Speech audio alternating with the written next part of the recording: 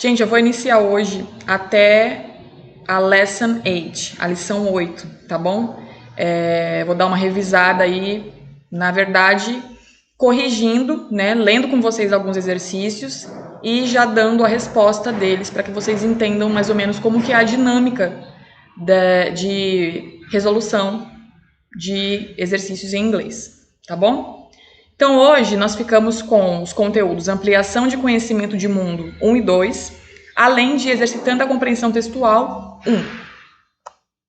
O primeiro exercício, né, o primeiro texto, o título dele é o seguinte: People App for Rating Human Beings Causes Uproar, né? É um aplicativo que fala sobre pessoas, em que as pessoas seriam colocadas para serem dadas notas, né? Então, foi um aplicativo que causou polêmica por conta dessa questão de você meio que nivelar as pessoas de acordo com o que você gosta ou não gosta, tá? Então, o texto ele vai falar um pouquinho, eu vou ler algumas partes principais e vou passando aí o mouse para que vocês me acompanhem, tá? A new app that promises to let users review individuals has caused controversy before it has even launched. É um novo aplicativo que promete deixar os usuários revisarem indivíduos, né? Ele tem causado controvérsia como utilização. People, que é o nome do aplicativo, will allow members to give star ratings to people they know via the app. Então, o People, que é o aplicativo, ele vai permitir que os membros deem, né, rankings, né, com estrelas para as pessoas que eles conhecem pelo aplicativo, tá? Assim como é muito utilizado em restaurantes e hotéis, né, como no aplicativo Yelp. O aplicativo ele tem causado muita controvérsia, né, no meio online, principalmente com os usuários de web, que o descrevem como algo terrível, né? Os fundadores, eles dizem que, no caso, eles têm medo de que tenha um abuso negativo, né? However, users will not be able to delete comments made about them. O que é mais interessante é que os usuários não poderão deletar os comentários feitos para eles de outras pessoas, né? Então, no caso, foi um aplicativo aí que deu muito furor, né? Muita polêmica no meio online. Vamos agora para as alternativas. O lançamento de um aplicativo já está causando polêmica na internet. Com base na leitura do texto, o aplicativo em questão, ele faz o quê? Eu vou ler todas primeiro e depois a gente vai voltando para ver qual que é e qual não é, tá? Ele possibilita que seus membros removam da internet qualquer site que faça comentários negativos sobre eles mesmos, né? Durante o texto não tem nada que se refira a remover da internet qualquer site, né? Não fala isso, mas vamos lá. Permite que os seus utilizadores atribuam estrelas como uma forma de classificar as pessoas que eles conhecem. Está sendo duramente criticado e um abaixo-assinado com 5.000 assinaturas pede para que ele não seja lançado. Incita declaradamente a prática de bullying contra aqueles que não são populares em seus círculos de convivência. Ou a letra E, sugere que os internautas avaliem a qualidade do serviço prestado por pessoas que trabalham em restaurantes e hotéis, tá? A letra A, como eu já falei, ela não pode ser. A B, permite que seus utilizadores atribuam estrelas como uma forma de classificar as pessoas que eles conhecem. Essa sim é a correta, né? No caso de você atribuir ou não estrelas dependendo das pessoas que você gosta ou não. C, está sendo duramente criticado em um abaixo-assinado com 5.000 assinaturas. Ele até está recebendo crítica, mas em nenhum momento foi falado que um abaixo-assinado foi feito. Então a C é incorreta. D, incita declaradamente a prática de bullying. Em momento nenhum não fala em bullying. E a letra E sugere que os internautas avaliem a qualidade do serviço prestado por pessoas que trabalham em hotéis e restaurantes. Até tem uma passagem no texto que fala a questão de trabalhadores, né, de restaurantes e hotéis. Mas isso aí é um outro aplicativo que pode ser utilizado para eu ranquear quais são os melhores restaurantes ou hotéis. Aqui em momento nenhum falou, né? Trabalhar apenas com pessoas. Então, dessa forma, o meu gabarito é a letra B de bola. Com relação à segunda questão, eu vou falar um pouquinho sobre piracy, né? Pirataria. E aí tá na verdade, vocês têm que se lembrar que não tem que se prender apenas ao texto. Vocês devem prestar atenção na figura, em todos os elementos que configuram a questão, né? Nesse caso está dividido em theft and piracy. Theft, para quem não sabe, é roubo, né? Então tá ali o bonequinho, né? E tá assim, theft removes the original. O roubo remove o original. E do outro lado, piracy, pirataria. Piracy make a copy. A pirataria faz uma cópia, né? Imagine your car gets stolen, but is still there in the morning. Imagine que seu carro é roubado, mas ainda assim continua lá pela manhã. Como vocês podem lembrar, a pirataria ela é proibida porque ela pega o original e faz uma cópia, né? Mas aí implica em várias coisas sobre direitos autorais e etc. Por isso que ela não pode ser utilizada.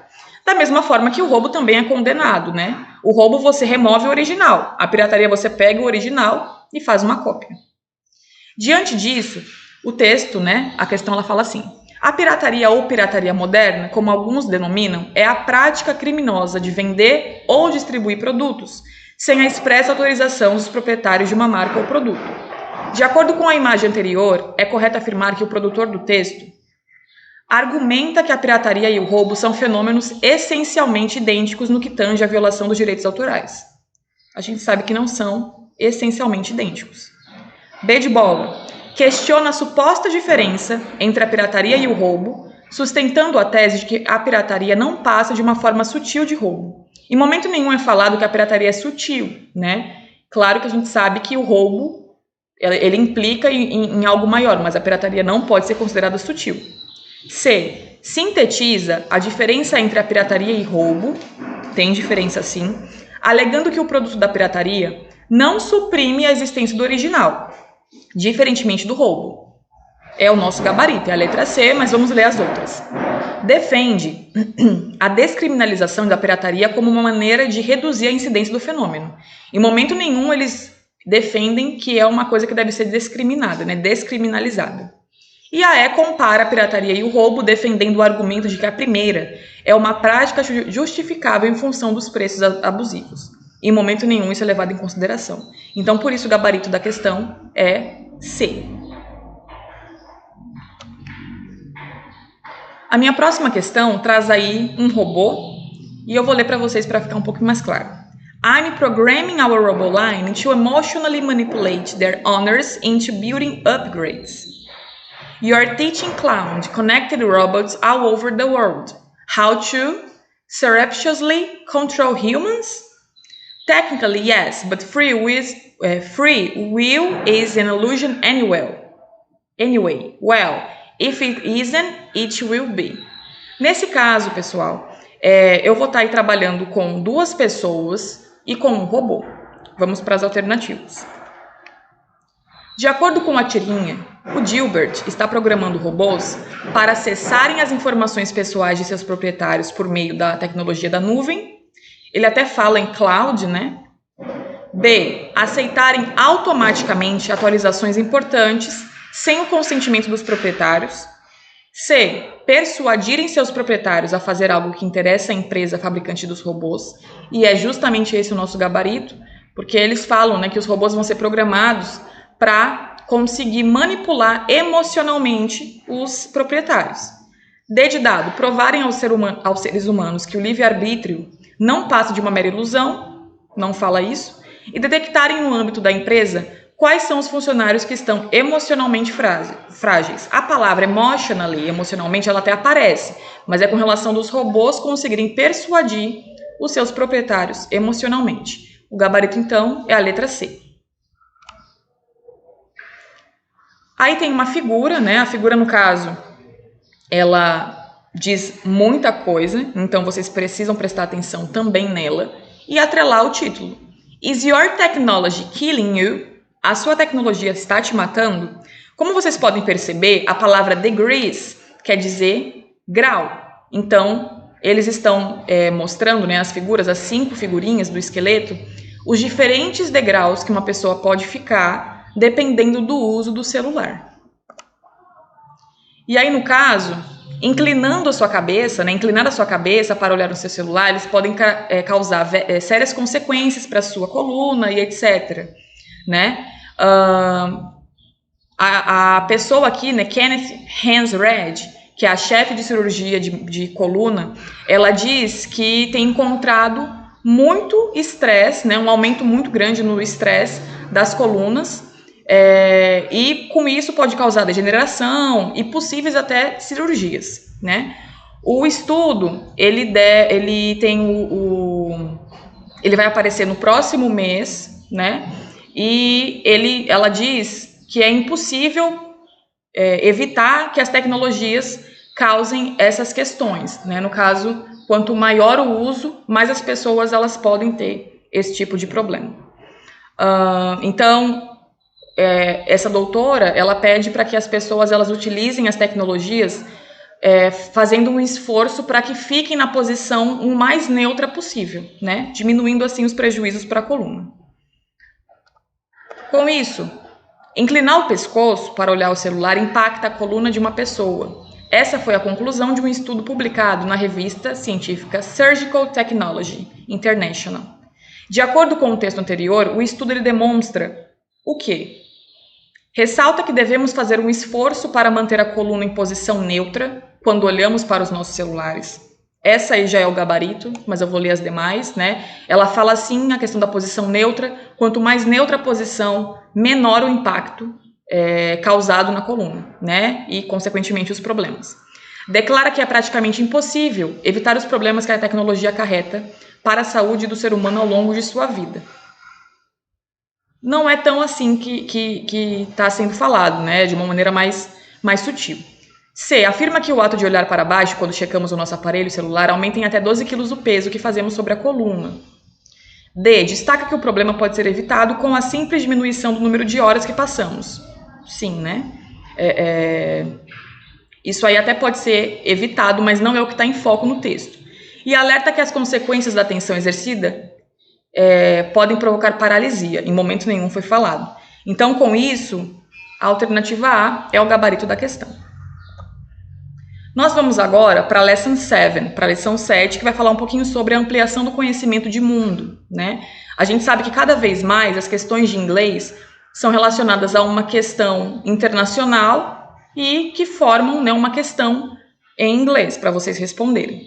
Então é importante que vocês tenham muito claro como compreender, como ler esse texto, né? E eu já mostrei para vocês durante algumas aulas alguns mecanismos, né, de leituras scanning e skimming que vocês podem estar fazendo na hora de resolver essas questões.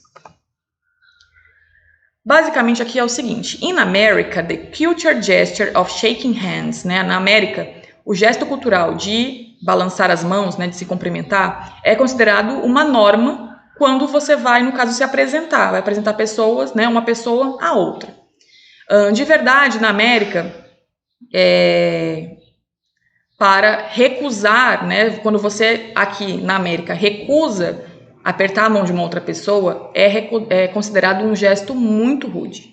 In Saudi Arabia, you can shake a man's hand after meeting him, but you cannot shake a woman's hand at all in greeting. Então, no caso, na Arábia, você pode, sim, balançar, né, no caso, cumprimentar um homem balançando a mão. Porém, você não deve, em hipótese nenhuma, balançar a mão de uma mulher. Então, o final do texto é o seguinte: para que você se mantenha o mais tranquilo possível, né, se mantenha fora de problemas e de confusões, você não deve cumprimentar ninguém na Arábia, a menos que alguém venha te cumprimentar primeiro. Diante disso, de acordo com o texto anterior, que trata do significado simbólico dessa manifestação, o aperto de mãos, ele é universalmente reconhecido como gesto obrigatório de saudação inicial. Em momento nenhum fala que é obrigatório, né? E principalmente universal. Transcende as diferenças culturais detectadas na linguagem corporal, sendo um gesto de cordialidade em qualquer região do mundo. Em momento nenhum falou que é em qualquer região do mundo. Apresenta, a despeito de sua aparente universalidade, diferenças culturais que precisam ser devidamente compreendidas e respeitadas. Esse é o gabarito, né? Como foi visto, eu não posso cumprimentar uma mulher balançando a mão dela, na Arábia.